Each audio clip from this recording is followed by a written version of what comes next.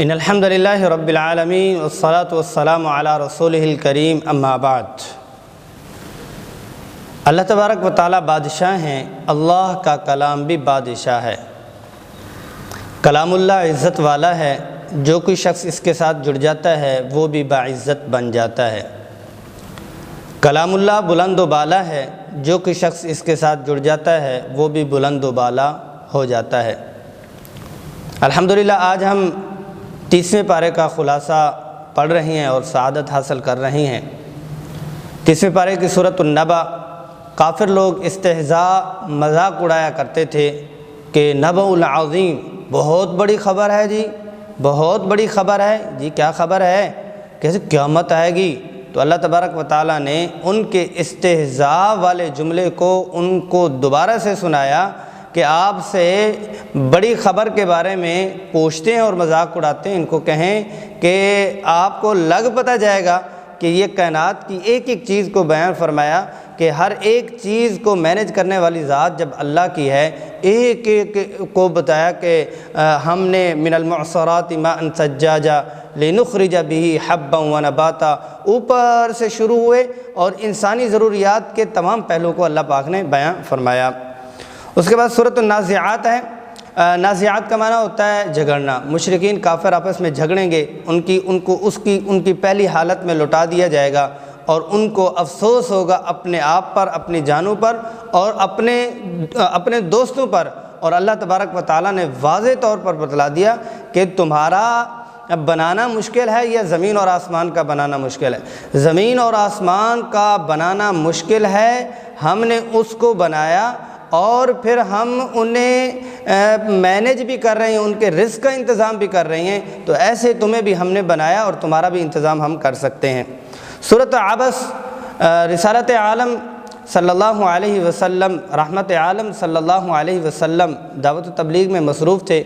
نبینا صحابی ایک آئے، عبداللہ ابن ام مکتوم، تو آپ صلی اللہ علیہ وسلم دعوت میں مصروف تھے، پتہ نہیں چلا، تو اس پر ان کو نظر انداز کیا گیا، تو ان کو نظر اندازی جو ہے وہ گراں گزری، تو اس پر اللہ جل جلالہ نے ہدایات جاری فرمائی کہ جو یہ سیدھے سادے لوگ ہیں، درویش ہیں، اللہ والے ہیں، آپ ان کو نظر انداز نہ کیجیے گا، یہ آپ کا اصل سرمایہ ہے، یہ یقینی طور پر آپ کے پاس ہے، یہ سردار پتہ نہیں آپ کے پاس آتے ہیں یا نہیں آتے، اپنوں کو اور ان فقراء کے ساتھ آپ نے رویہ جو ہے بہترین، اور خود پہلے بھی انک لعلی خلق عظیم ہے، لیکن ہمیں سمجھانے کے لیے، کیونکہ دعوت کے مختلف پہلو ہمیں بھی تو اللہ جل جلالہ نے سمجھانے ہی تھے، تو ہمارے سمجھانے کے لیے اللہ تبارک و تعالیٰ نے اس میں اس طرح کا بیان فرمایا۔ سورۃ التکویر ہے۔ قیامت کا منظر کھینچا گیا کہ کوئی چیز محفوظ نہیں رہے گی، سورج بھی بے نور ہو جائے گا، ستارے بھی ٹوٹ جائیں گے، آسمان بھی گر پڑے گا، اور سمندر کو بھی آگ لگا دی جائے گی، زمین کو لپیٹ دیا جائے گا، اور اس کے جو جانور ہیں وَإِذَا الْوُحُوشُ حُشِرَتْ، ان کو بھی چھوڑ دیا جائے گا، اور سارے منظر کشی کی گئی کہ قیامت والے دن اس طرح سے جھنجھوڑا جائے گا۔ شیطان مردود کا جو کلام کے بارے میں بات تھی، اس کی بات کو مردود اور رد کر دیا جائے گا۔ سورۃ الانفطار میں کائنات کے مختلف پہلو کے تباہ ہونے کا ذکر جہاں کیا، وہاں اللہ تبارک و تعالیٰ نے انسان سے شکوہ کیا کہ رب کریم کو چھوڑ کر کہاں تو چلا گیا ہے، کہ رب کریم کا کرم تمہیں نظر نہیں آیا، تو ان کو چھوڑ کر کس دروازے پر اور کن دروں کی ٹھوکروں کو تم کھاتا رہا ہے۔ سورۃ المطففین، ناپ تول میں کمی کرنے والوں کا بیان کیا گیا کہ جو ناپ تول میں کمی کرتے ہیں ان میں کبھی برکت نہیں ہوگی اور قیامت والے دن ان کو سزا ملے گی۔ سورۃ الانشقاق، آخرت شق کہتے ہیں پھٹ جانا، اور جیسے سورۃ التکویر، سورۃ الانفطار، ایسے ہی سورۃ الانشقاق میں بھی وہی مضمون جہنم کا اور آخرت کا اور قیامت کا بیان کیا گیا۔ سورۃ البروج، نجران کے حق پسند عیسائی، اس وقت کے اہل ایمان، ان کو وقت کے بادشاہ ذو نواس نے ایک آگ کے بڑے ہوئے گڑھے میں ڈال دیا تھا، اور ایک جادوگر، راہب اور نوجوان کا واقعہ اللہ تبارک و تعالیٰ نے اس میں بیان فرمایا کہ جو حق کے ساتھ ہوتا ہے، اگرچہ دوسری طرف حکومت کتنی ہی منظم کیوں نہ ہو، حق کو کبھی کوئی توڑ نہیں سکتا۔ سورۃ الطارق ہے۔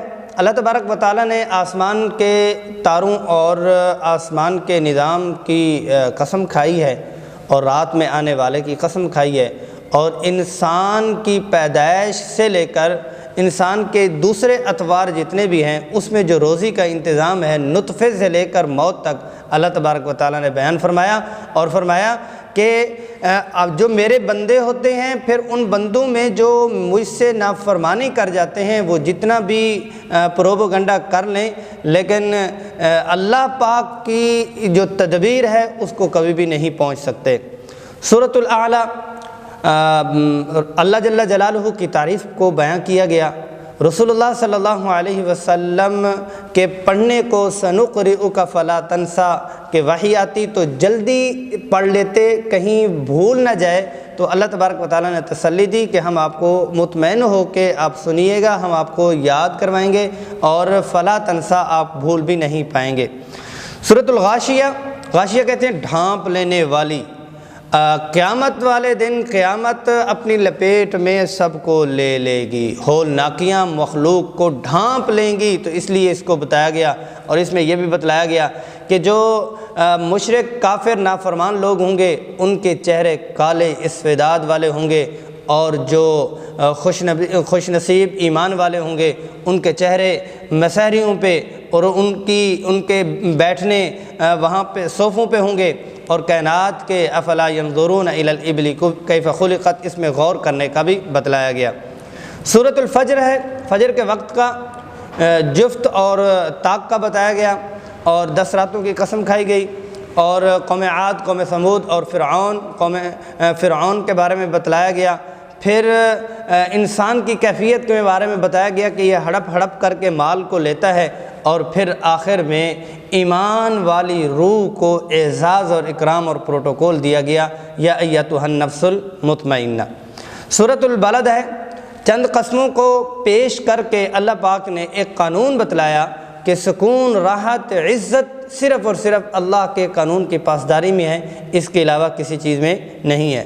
سورۃ الشمس، اللہ تبارک و تعالیٰ نے 11 قسمیں کھائیں، والشمس وضحاها والقمر اذا تلاها کہنے کے بعد بتلایا کہ انسان کی کامیابی اس کے دل کی درستگی میں ہے، دل کو درست کر لے گا تو کامیاب ہو جائے گا، اور لگا رہے گا تصنعاً اور بناوٹاً اور تکلفاً اس میں کام کرتا رہے گا تو پھر یہ کامیاب ہوتا رہے گا۔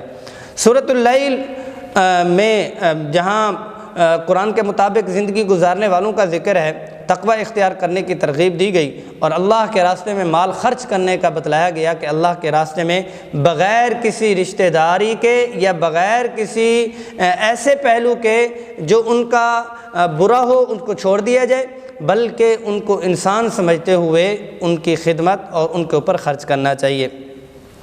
سورۃ الضحیٰ، اللہ تبارک و تعالیٰ نے اپنے حبیب کی قسم کھا کے بتا دیا کہ ہم آپ سے پیار کرتے ہیں، ہم آپ کو وہ دیں گے کہ آپ راضی ہو جائیں گے، اور ساتھ میں ہدایات بھی بتلائی گئیں۔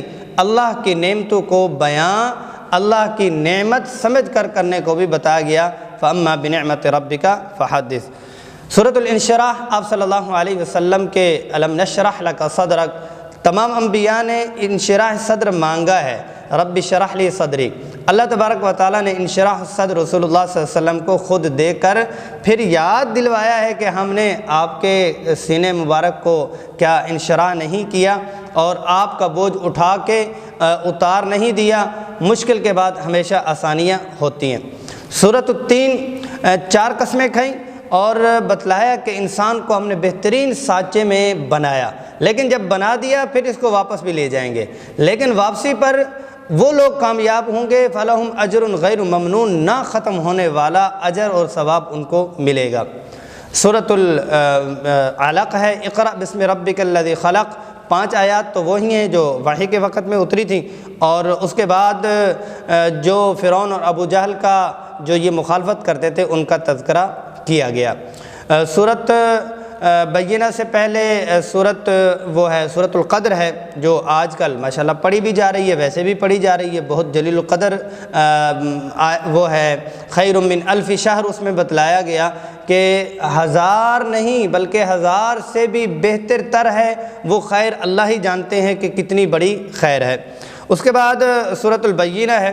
آپ صلی اللہ علیہ وسلم کی ذات عالیہ کو، رسالت کو بہترین عالیہ اخلاق کر کے پیش کیا گیا، اور جو ایمان والے ہیں خالداً فیہا، اور جو مشرکین ہیں خالداً فیہا کا تذکرہ کیا گیا۔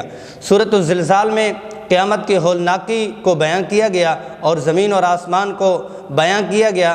جس زمین پر قتل ہو جاتے ہیں بِأَنَّ رَبَّكَ أَوْحَىٰ لَهَا، کہ اخبارہا، یہ زمین اپنی تمام خبریں نکال کے سامنے رکھ دے گی۔ سورۃ العادیات میں اللہ پاک نے فرمایا کہ ایک گھوڑا جنگ میں اپنے مالک کی وفاداری کے لیے کیا کچھ کرتا نہیں ہے، اپنے آپ کو دو پہ لگا دیتا ہے، لیکن ایک انسان ہی ہے جو گھوڑے سے بھی گیا گزرا ہے کہ اپنے مالک پہ مر مٹنے والا نہیں ہے۔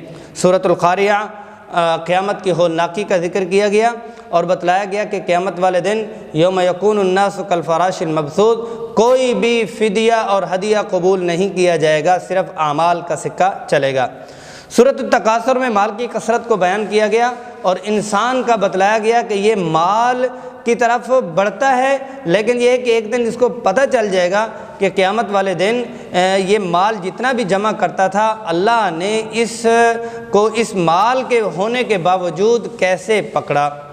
سورۃ العصر ہے، ایمان، عمل صالح اور صبر و تقوی کا بتلایا گیا کہ اس کے ساتھ اگر یہ کام کرے گا تو کامیاب ترین یہ ہوگا، باقی سارے ناکام ہوں گے۔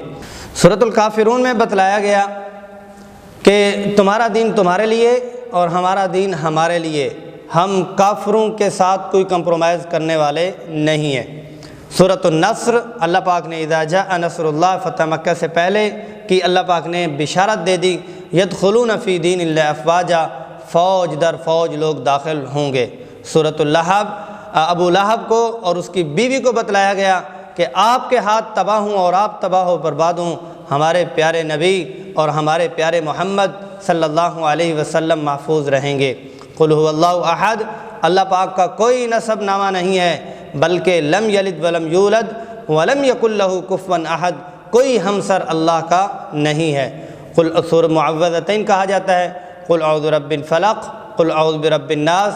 اللہ تبارک و تعالیٰ نے اس میں ربوبیت اور ہر ایک چیز کا بتلایا کہ یہ ساری چیزیں اللہ کے ساتھ جڑی ہوئی ہیں۔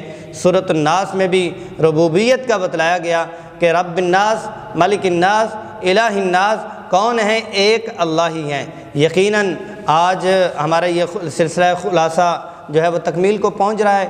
یہ رمضان المبارک 2020 کا اللہ تبارک و تعالیٰ اس میں ہمیں قرآن مجید کو صرف رمضان میں نہیں بلکہ ساری زندگی اوڑھنا بچھونا اور دل کا سکون بنائے۔ وآخر دعوانا ان الحمد للہ رب العالمین۔